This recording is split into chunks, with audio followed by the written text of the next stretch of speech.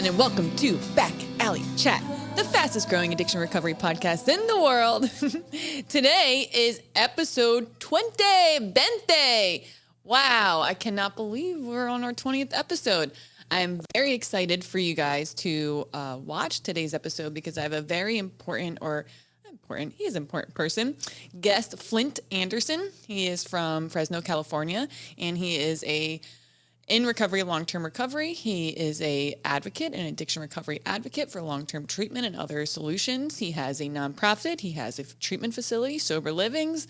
He does so much stuff. So I know that we're just going to have great conversations today about really important topics spanning from addiction to homelessness, opioid epidemic, advocates, and how advocates can sometimes hurt our community and the most vulnerable. And so I'm very excited for you guys to listen to that. And as always, I want to thank Quick Intel for being our sponsor. Quick Intel is now up to over 90,000 daily users. If you care about crypto at all, and we're going to start doing little segments for you guys that don't really know a lot about crypto, but if you're trying to get into crypto, and it happens all the time, your favorite influencer is peddling some coin that you've never heard about, you need to look into it. You need to make sure that your money is going to a place that is safe.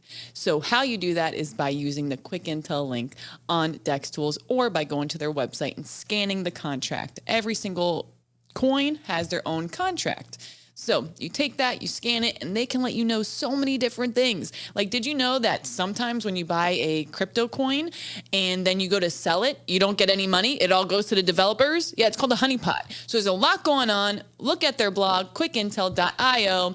They are awesome. And thank you guys so much for continuing to sponsor Back Alley Chat podcast so we can continue bringing important discussions like this. I love you guys so much. One of the best decisions I ever made was getting paid in Quickie also. So I love you all, and I hope you enjoy this episode. Hi, Flindt. I'm doing my intro after this, but... Hi, Allie. Hi, Flindt. Long time no see. It's been a whole day, 2 days? Two days, day and a half, maybe? Yeah, something like that. Earlier before I got here, so I told you I'm playing hooky today. Right. I love it. It's like the best thing ever to take a random day off at work because you have no plans. So I'm podcasting, getting my oil change, going to my college, paying for my classes, doing all my stuff. And I was listening to your podcast on California Insider. I love that show or whatever, that guy, because I'm so obsessed with California. Not obsessed, but like it's kind of like a train wreck that you can't look away from. That's exactly what it is.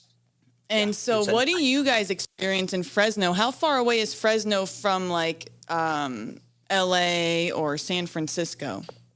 We're basically right in the middle. So it's 3.5 hours to LA, 3 hours to San Francisco, depending on how fast you drive. But I'll tell you what, I stay away from San Francisco. It used to be my favorite city in the world. And now I won't go within 100 miles of it. Really? Just because of how deteriorated it is? Exactly.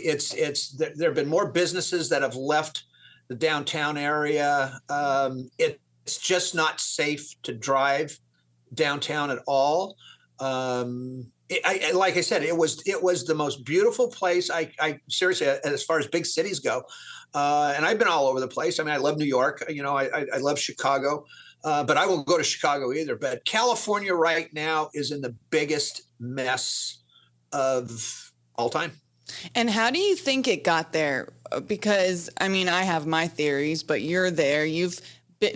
How long you've been in California for? How long have you lived there? All my life. Right. So you've seen it. You've seen a transition. What sparked this like massive growth of substance use, mental health, and homelessness, in your opinion, in your area? Well, look, first, it's been here. And if you look at the history of where we've been in opiate abuse in particular over the years, I'm watching another documentary right now called Painkillers. It's with Matthew Broderick. And again, it has to do with Purdue Pharma. You can almost track over time the different styles of opioid overdose or opioid dependency we've had over the years. back in the 60s, for example, 60s and 70s, doctors were afraid to prescribe because of fear of becoming addicted to it. The 80s, all of a sudden, here comes some new studies, so to speak, that doctors weren't treating pain properly. So now they started to prescribe more. Here comes Purdue Pharma with OxyContin, and that train wreck that happened. And all of a sudden, OxyContin bursts onto the scene. It is killing people by the thousands. It's destroying lives and families. And then, of course, after Oxy comes, okay, we're cutting off basically all prescriptions for people. Mm-hmm. We either go far to the left or far to the right. There's no balance here. It's crazy. Yeah. And now again, here we have fentanyl and everything else that's come along, and all the newer drugs. So it's just a revolving door that we seem to go through. Now, here's the big thing, and I'm sorry, but now you throw the left into this thing, mm-hmm. you throw Governor Newsom into this mess, and you know, and the laws that they will not change to punish drug dealers. I'm not saying punish the drug user by any mm-hmm. means, but there's no consequence to anything. Right. And that's my big fear here. You know, actually this past week, our governor, I don't know what he put her to the side for a minute on a pause or resigned this lady. She was a state attorney, but what happened was she was not prosecuting people for their crimes, which we see a lot in my county. Now, of course, some people things are going to get dropped, like trespassing or open containers, things like that. But this person had multiple drug charges as well as sexual assault charges, and she kept letting them out until he killed multiple people. And so, you know, I was glad that our governor did that, because it's important that we have laws and that you're not allowed to, like, do something to a child and get out on bond, or have massive gun charges and get out on bond, because we all need to be safe. Us as civilian residents, that person is safer maybe in there. That child is safe that person is in there until everything can be sorted out. So that is one of my big fears, that they stop using the law and it becomes like a lawless state, which I feel California kind of is, because they let you out for anything. New York City too. Right. No, in California, look, you can steal up to $950, and it's they're not even going to charge you with a misdemeanor. Wow. So when you watch these videos and people going in, now it's just a cost of doing business for most companies. And again, what they did is they opened the door for more and more and more of this, because again, when there's no consequences, then nobody cares. And I really do hate. I mean, look, I'm what's called a Reagan Republican. Okay, explain it. What does that mean? I'm just kind of old school, fiscally responsible. Mm-hmm. You know, I'm not so far to the right, but I'm definitely not left, because I believe in law and order. I believe in consequences. I believe in doing the right thing, mm-hmm. Even though for a lot of years I didn't. You know, there you go. And look, our border is a whole nother topic. Mm-hmm. You know, when you're allowing thousands among thousands of illegal aliens in, what the hell did they think was going to happen here? Did they think everybody was a good, law-abiding citizen? Mm-hmm. You know, they're not. I'm sorry. You know. And a lot of them are children. Like, we found out in my area, our police chief thought maybe we have like 1,000 or so South American, you know, individuals living around, because I don't really see them during outreach. Most of them find housing. They'll stay 20 people to a room. They don't care. They're working, a lot of them. But what we found out is we had about 20,000 individuals from South America living just in our little city, in our little north end of West Palm Beach. And many of them are children who are staying with sponsors and things like that. And it's like, what are these children working? Are they in school? Like, we don't know what is even happening with them. And many times they have to work to pay off the people that helped get them into this country. And so there is a lot of layers to this, just like everything else, that they don't pay attention to or have any concern about when they make a lot of these rules and laws. Exactly. You know, and I can't remember if we touched on this on our podcast the other day, but you know, when I sit up in Sacramento, when I'm in these committee hearings for public health and safety, because everything has to go through public health and safety before it get to the floor.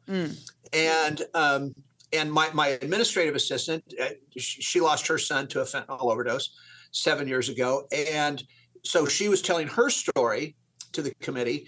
And one of the assembly women there said, well, Ms. Smith, she said, we really grieve with you, but is it really going to do any good to put this person in jail right now?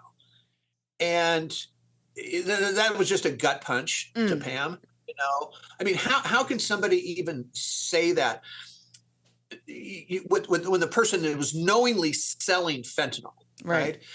These people that are committing crimes, they are knowingly committing the crime. So I just don't understand it. And then Newsom will sit there and say that this is the best economy California's been in 25 years. Oh yeah. I mean, the guy's delusional is what he is. He's and then this morning I'm watching something in New York because of now, you know, they promised all these illegals housing. Right. Now they don't know where to put everybody. Right. I couldn't get people. I had a guy from New York end up down here. I was trying to get him back up to New York, and they do shelter everybody. I believe that's their way of handling their homeless situation up there is guaranteed shelter. But I couldn't find any shelter because it was all taken up by asylum seekers. So there was literally no shelter for this individual from there to go back to. Yeah. No, it's a mess, you know, now. And so now you throw the drug scenario into everything, and it just exasperates everything by 1,000%. And that's where we're at. You know, we in San Francisco, literally, they're like walking zombies here in Los Angeles and San Diego and even in Fresno. You know, we've got a population here of just a little over 1 million people. And we're starting to see that more and more here.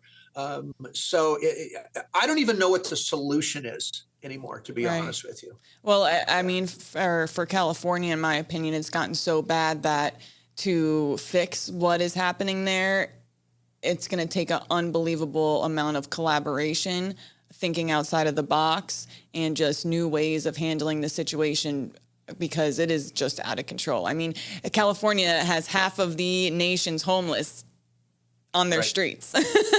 Half of the nation of homeless people live right by you. And so how do we take care of that many people?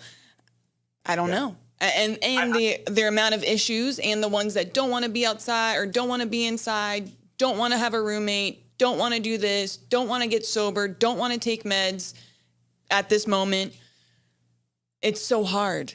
It's so hard. Sure. And again, you have to look back. I'm a firm believer, and you have to look at history, to see about how much change in the future you can make. And as I study this stuff, as I watch it progress, we have done literally nothing in the mental health industry. We've done literally nothing in the substance abuse category. We have the same methods. We have the same old, bullshit, all right, that just continues. Everybody just seems to be okay with the way things have been. And I don't understand. I just don't understand that. I don't know. I get very frustrated with a lot of this. I know. And I'm so glad that you're there to advocate for new ideas and changes. I was wondering, when you got clean, was there any consequence, or did you have any opportunities like that for intervention that happened to you? Or what was that story like? How did that happen for you? Well, look, when I was coming down, it always comes down to like the last 2 years of one's Right. using, right? Where what I call the imaginary line, you've definitely gone past it. Everything is starting to really go south. Your health, your job, your family, everything's starting to just crumble. And I remember I walked into a friend of mine's office, my best friend, and he just took one look at me, got up from behind his desk, walked out, came back 10 minutes later. I was in front of his desk. I weighed like 140 pounds. Wow. I couldn't sign my name to a piece of paper. And he came back and he said, look, he said, I've been through this with you so many times. He said, he goes, I'm this close to being done with you. He said, Kathy, your wife, she's done with you. I'm going to give you one last shot. And that's what he did. And I went and I lived with him for about a week, him and his family. And then he flew me down to the Betty Ford Center. And that was nice. my fourth. Yeah, that was my fourth treatment center. And that's when everything changed but to your question, just because I got clean, that didn't mean that the consequences weren't there. And the consequences even have come full circle, so to speak. Look, rebuilding one's life after a 20-year plus addiction is extremely difficult. I'm just going to tell you straight up. A lot of people new in recovery think that this is, everything's going to be fine. People are going to accept you again. No, that's not the case. And you have to be ready to be able to take some heat. And, like in April 3rd, 2007, we lived in a house for 25 years, my family, and we sold it, and we leased another place. In April 3rd, 2007, the house burned down. Everything, totally gone. Wow. We had, my wife and I left there that night with nothing except our clothes on our back and our 2 cars. And it was arson. And they never caught the person. They found the can with the accelerant in it in the back of the house. Yeah. So old drug deal gone bad. Right. I don't know. Wow. Right. Somebody I pissed off. I don't know. Again, a consequence to my actions. Right. And I think this was like a year ago. I had some dental work done like in 2000. Okay. And this dentist, he was like a bulldog on a bone. I owed him like $2,000, whatever it was. This guy wasn't giving up. Okay. He fines me like a year ago and sends me this bill. You know what? I paid it. Right. Because A, I can. B, that was the right thing to do. All right. But again, a consequence. I didn't necessarily want to write the check for $2,000, right. but there it was, So, yeah, I mean, there's consequences that will come our way. You can either deal with them or not. And my advice is always deal with them head on, Much easier that way. And you build resilience. It's important to be able to be resilient. Every time something doesn't go our way, doesn't mean that we have to self-destruct or implode on ourselves just to show you, that's not a way to build a life that is happy and healthy. Because to be happy and to have success, you have to fail. You have to have some unhappy days. That's just the way the world works. As you were saying earlier, even with everything, there needs to be a balance, which is something we really lack in this country. Like you said, we go, like back in the day, it was all transitional housing. Now, no transitional housing. We only do permanent supportive housing. Why wouldn't we do both? Right. I agree. Why wouldn't we do both? So yeah, you learn more from your mistakes than you do your successes. I firmly believe that. And again, it's not that everybody wants to have, failures, but it's a reality. You're going to. And again, that's what scares me about the generation behind us. They don't know how to fail. And when they do, mom and dad picks them up and wipes their ass off and says, okay, everything's going to be fine. Well, no, mom and dad, it might not be, And that's what I liked about kind of my generation. I was born in the mid 50s, and, our parents threw us out in the yard and said, come back when it's dark. Hell,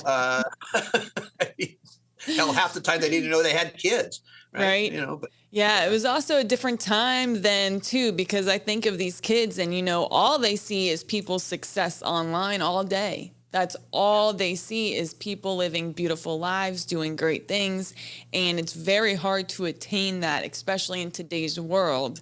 When you were a young person, it was easier to get a job that paid for your first apartment and to go to college at an affordable rate and to get maybe in a union or just to have a life that was decent. Like, Marianne Williamson, I kind of like her because her whole thing is back in the 50s or 60s, like a 4-person family had 2 cars. They went on a vacation every year. Mom maybe really didn't even work. Kids were in sports, and that was normal. I mean, that was attainable for an electrician, or like my grandpa who fixed refrigerators and washers and dryers and had 2 houses and 6 kids and a wife and horses and a Jaguar. Like, what? I can't do that. Yeah. No, you're right. You're right. It was a different time, but again, a better time. I wish we could get back there. Really, I mean, it was just an easier time, But look, we created this too. Right. I mean, we all created this mess, that we're living in, and some of us, I mean, even the older generation, we're kind of to blame for this a lot too, because of the way we raised our kids. And by the way, there's nothing wrong with a parent wanting something better for their child than what they had. Mm-hmm. That's just a natural flow of things. Right. But those kids also have to be taught that you have to work for some of this stuff. Sure. I agree 100,000%. Because even the younger people that we've even hired at work, they just don't even show up. I know it. Do we have a new person starting today? Like, where are they? And so, yeah, it's. I think it will be very interesting to see how the super new generation, like Gen Z, what they do. I know that they're experiencing very high mental health issues. I know that there are more single men now than ever before, right. Which is not good, right? So people aren't having kids. So it's a very interesting time to see what's going to happen. Are they going to make it better? Are they going to be too mentally ill to function? I don't know. But I always want to know where this mental health thing came from. Okay, with all these kids. I mean, look. I'll make one example here. So in the Bay of Pigs, President Kennedy, Cuba, right? We're all taught in grade school to get under our desks because the atomic bomb is coming. Right. We literally had what are they called? Hell! It would practice. You had to practice getting under your desk. Right, like drills. Here comes the bomb. Right, drills. Right for that. When nobody told us that, hey, if an atomic bomb hits, we're all screwed. You're dead. I don't know many of us that had a mental health issue because of that. Right. Then you bring in 9/11, and yes, tragic. I mean, as tragic can get. All right. I mean, I was ready to sign up to go. My dad too. Right. But how many mental health cases came out of 9/11? There was a lot. Yeah. Now you throw COVID into the mess, and you're masking kids. And by the way, I don't know about your area, but here I still see, not a lot, but I still see kids with masks on walking with mom and dad. Really? As my kids. Yes. Wow. Yes. Not a lot, but still some. And again, I won't do this, but I'd love to walk up to that parent and say, what is wrong with you? Right. Because they're even saying now it's even bad for your health to wear a KN95 for more than an hour. You know, but I mean, thank God I'm in Florida.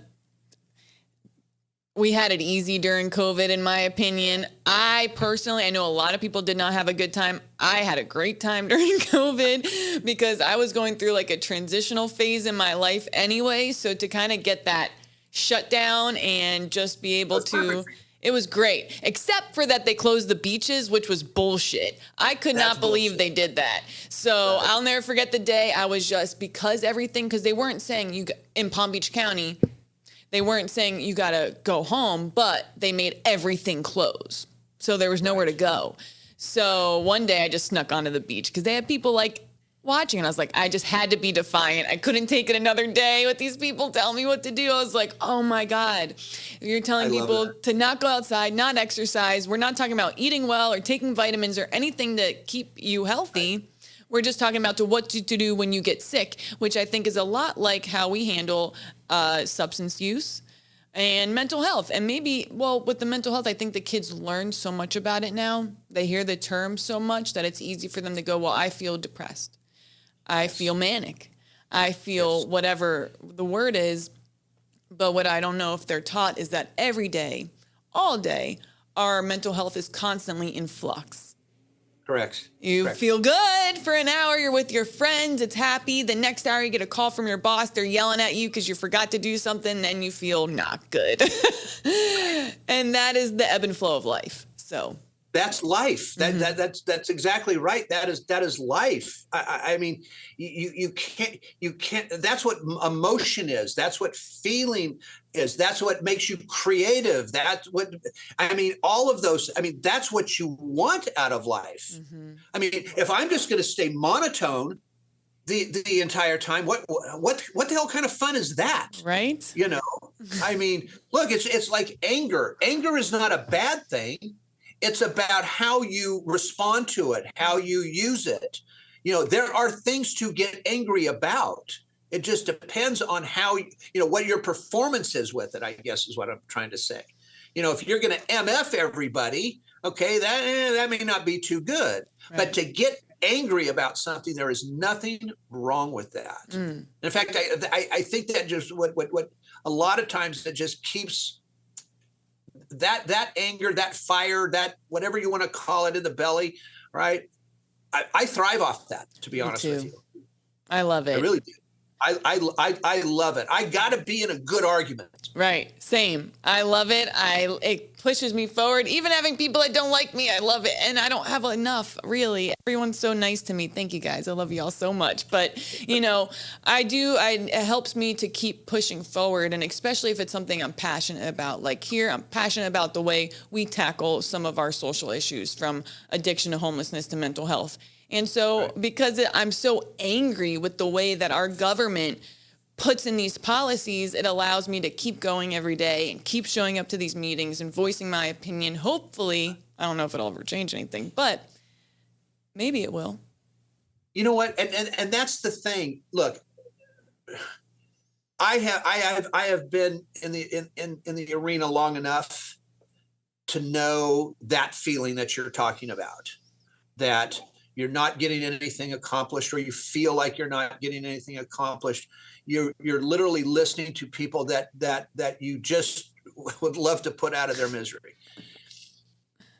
And I'm talking about people in politics. I'm talking about, people with a loud voice here. Mm-hmm. And my only thing is this: I wake up every day, and the first thing I think about is that you're not going to beat me today.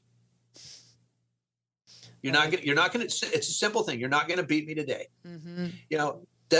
So what that does is tells me that I'm just never going to quit. And again, this doesn't make me some superhuman, whatever the case. I still get angry. I get depressed. I get mad at some of these idiots and what they're not doing. Mm-hmm. When the solution, sometimes the solution is right in front of their face, but change hurts. Change is going to cost something. You have to see the end result coming. You just and when you see that end result so far out, I think that's a lot of it. What happens? So many of these politicians, they know what the end result is. They know that it could be a good result, but it's too far down the road for them. Right, because they need to get reelected. So if things go bad, get worse before they get better, that's not going to be a great look for them. And I see it because our residents want things better right away. They want to see change, and they don't want to see a change for the worse. I know something that you fight for is longer term treatment. Is that one of your fights? And I think that that's great, because the only long term places we have are all faith based, which is all right, but not for everyone. It's not going to work for everybody. So I think that would be amazing to have something like that. What else are you? What else is your goals for your area as far as drug treatment? Sure. Let me talk just about long-term drug treatment for a second, because I'm glad you brought that up, because that's extremely important. And you mentioned the faith-based organizations, and there are some good ones, like good private treatment centers, and there's some crappy ones. And this is the problem I have. I have a faith, but I'm not a big believer in faith-based programs early on, because 99.9% of them do not detox. Right. Correct. Or even allow any kind of meds often, that I've noticed. Absolutely. Sometimes they will not even allow blood pressure medicine to be taken. And to me, that's borderline malpractice. That's borderline criminal, right? How do you take an opiate addict, a methamphetamine addict, any addict, all right, and just say, okay, well, we're going to throw you in a room here, all right, and I even hate to say this, but I'm going to say it anyway, and we're going to pray over you, because I believe prayer works combined with the other things that we can do to help somebody. So they're doing an injustice in that early stage. I think faith-based programs are great for people that have a faith.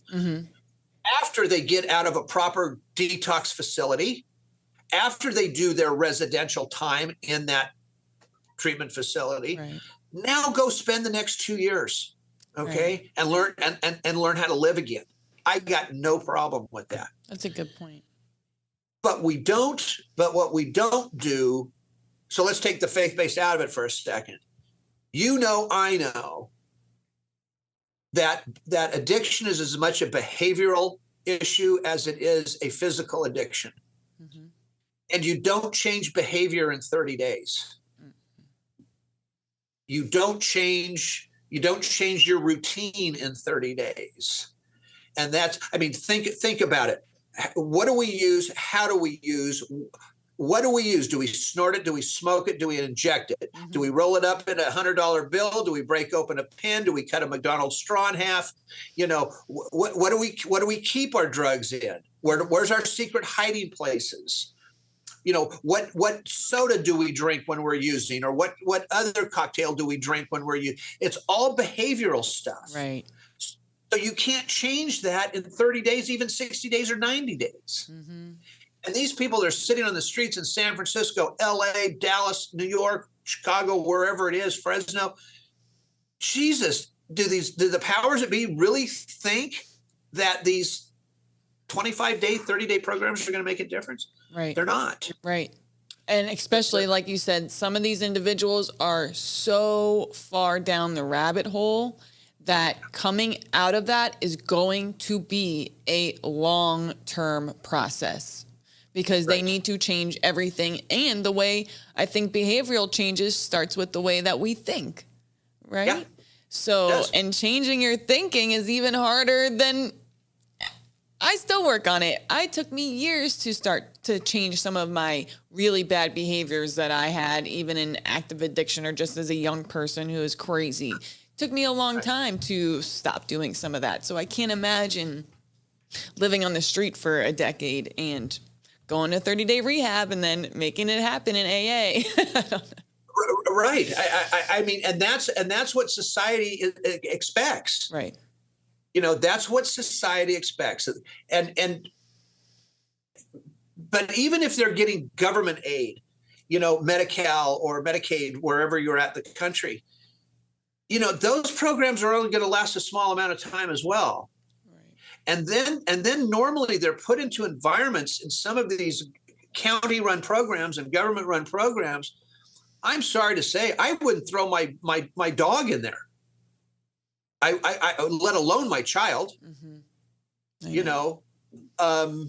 So again, and does treatment have to be free for everybody? No. If that, but if is that treatment set? Look, and I know I'm going to get bitching people about this one, okay? Because everybody thinks if you own a treatment center, you're making hundreds of millions of dollars and you're running around with Jaguars all day long. I know. Okay? Sorry, try starting one in California. Okay? It's very expensive. I just brought this up on the last episode. The girl was asking about scholarships. I said, yeah, I mean, a facility could technically give 1 or 2 a month and write it off, but you have to pay for medical directors, nurses, techs, staff, drivers, overhead, chef, food, rent. Right. I mean, the list goes on forever, almost. Forever. Yeah. I wake up every morning with a pit in my stomach. All right. I mean, it's, seriously, state licensing, the taxes alone in California, payroll taxes. It's enough to drive one nuts. Mm-hmm. Right. So you have to make it, and I'll say it, profitable for the treatment facility, right, affordable for the client. Mm-hmm. And if that is getting subsidized by the government in some way, then so be it. Sure. Then so be it. You can't, and it's amazing though, Allie, how many people, the general public, believe that, and again, because I have the nonprofit as well. Mm-hmm. Well, we don't have to pay you. And I go, really? Why do you think that we are a nonprofit? I go, what does that have to do with the cost of tea in China? I mean, well, you're getting money from this, but that, no, not necessarily here. Right. And there's always a tie to that grant money, right, if we're fortunate enough to get it. Mm-hmm. How you can spend it, who you can spend it on, what time length you have to do that. You bet. You bet. Mm-hmm. So again, and I think I told you this the other day. It's people like you and Jason and some of this the younger people that are going to have to run with this and take this. And we need more people like you and Jason that are not afraid of getting connected with politicians and for the lack of a better term, going after them and making them listen to you. But the one advice I can always give to younger people talking to politicians, they're never going to hear you if you sit there and yell at them. Right. They're never going to hear you if you walk in with a sign.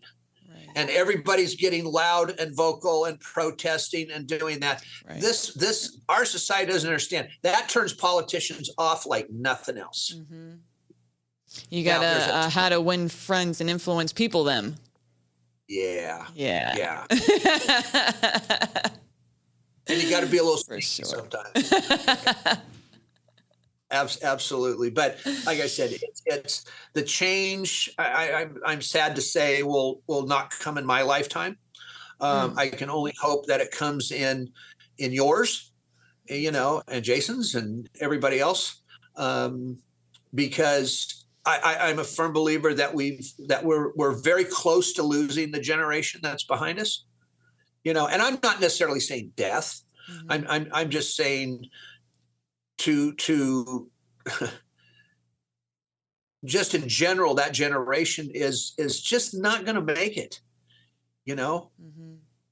It's just not going to make it. And the more we allow, look, we're the United States of America, and I'm not going to get all patriotic here, but you can't tell me we can't protect our borders.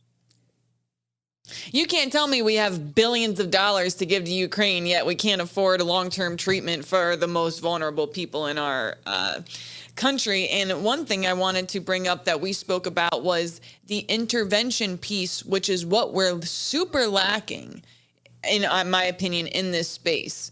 Because everyone will talk about Portugal and you can do drugs there and it's decriminalized. But what they don't understand, and like we were talking about the other day, is that, sure, yes, drugs are decriminalized, but if you're caught using drugs, you have a massive intervention that happens and they're going to put you in rehab. Like, that's how that works there, right? Yeah. And that's not how that works here. It's not. I mean, it's not how it works. And Oh, so if you could define what you mean by, because I've got my idea on intervention. Mm-hmm. All right. So are you talking more about, for example, I do interventions on people. Right. Okay. Are you talking about governmental intervention? Are you talking about individual intervention with people?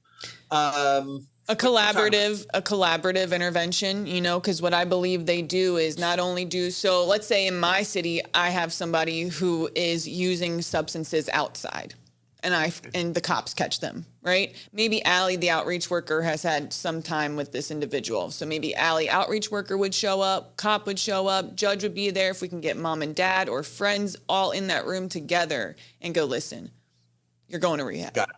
You know, or you go to jail. I mean, I guess that's the option there. Is I like the carrot and the stick option. So what one do you want to do? Because I got clean through an intervention, you know, not really an intervention, but getting arrested and not having a choice, right? I had to go to rehab. I didn't want to go. I didn't care to go. I didn't plan to get sober. But because I was there for 6 months and then another 3 months outpatient, I'm here today. So yeah. It was very important for me. Exactly. But think about that. You had 9 months. Right. Long-term treatment. Long-term treatment. Mm-hmm. Short-term treatment, I'm not going to say never works, but the chances of it working are slim and none. Mm-hmm. I had to go to 4 treatment centers before one clicked. Right. I also wanted it, right? But sometimes this is one statement I'll always make. I love AA. I do. But you know what? It's not necessarily doing it for ourselves all the time. A lot of time it's doing it for those that love us. Mm-hmm. Because when you do something for somebody else, it has a tendency to heal your heart. Mm.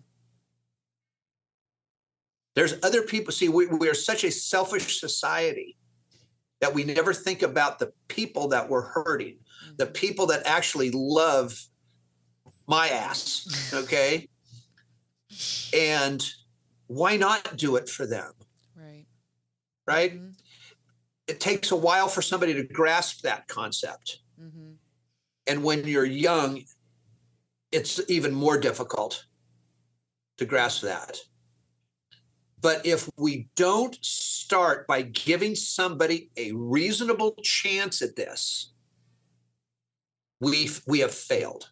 Yes. And we're wasting resources over and over again for the same people when maybe they could have been helped and came back to help others, right? Because that's another thing that we have no social workers or outreach workers, and these people would be the best at it if we could help them actually sustain recovery and get to a place where they're in a stable environment for themselves.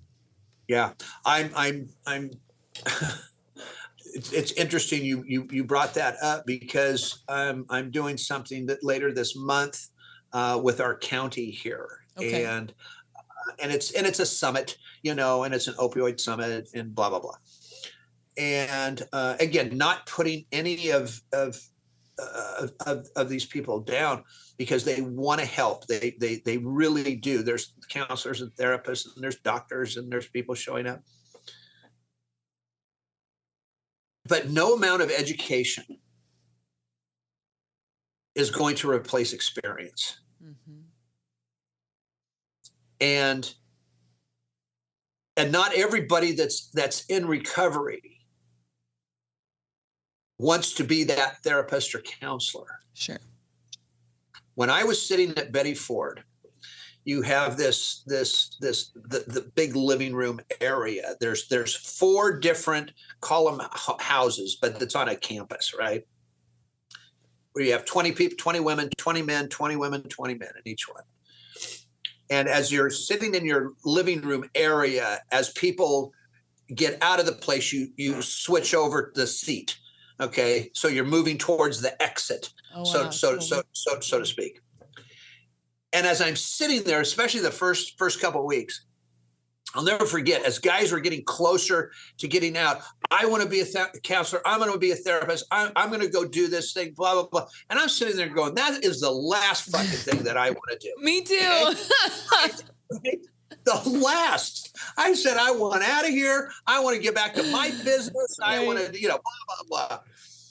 And it's amazing how many of those people fade away. Okay.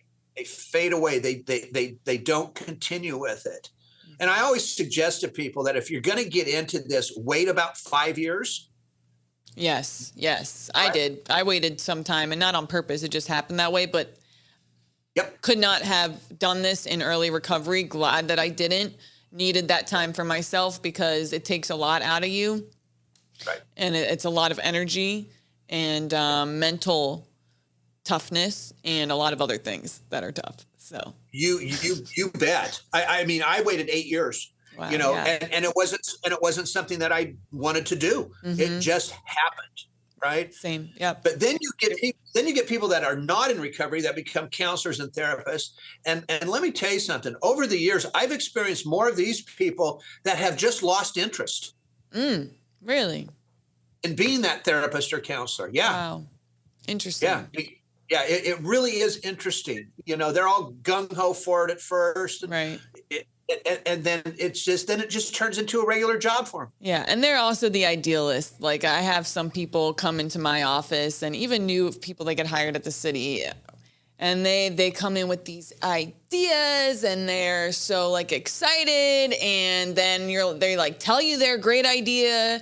And of course it's not fair because they don't know, they haven't been here forever, but they tell you, yeah, we tried it. Yeah, this is why it's not going to, these are the reasons why we don't do that. This laundry list of reasons is the reason why they won't let us do that, or whatever it is. But often those people are those loud voices, the ones that really don't understand. Like we have these homeless advocates. First of all, the ACLU will have people pretend to be homeless to try to sue our outreach, the city or whoever else for whatever reason they have, which is insane. But then we have these advocates. They come from out of town. They are not familiar with our particular issues or what we are seeing. And they come into these city council meetings or whatever it is with the signs and with all this loudness, advocating for bad conditions for these people, in my opinion. You're advocating for a person who is 70 years old, schizophrenic, sitting in their feces to stay there. Yeah. What is wrong with you? Because I bet that person's parent, if they were still alive, you know what I mean, would not want that for their kid. Correct. And I bet you wouldn't want it for your kid either. So why advocate for that for these people? Because they're good people. Yeah, they're good people. That's why they deserve good care. Like, in my opinion. So, No, guess what? I'll say it. That's a great opinion. Okay. I mean, it's like when I'm up in Sacramento, and you get these people that they are definitely advocating for no jail time. Okay, for ACLU, right? And here's I'm just going to paint the picture. You painted a great one just now. As I'm sitting there, you've got, oh God, all these guys and women that, first of all, they dress like that they're at a gangbanger barbecue on a Sunday afternoon.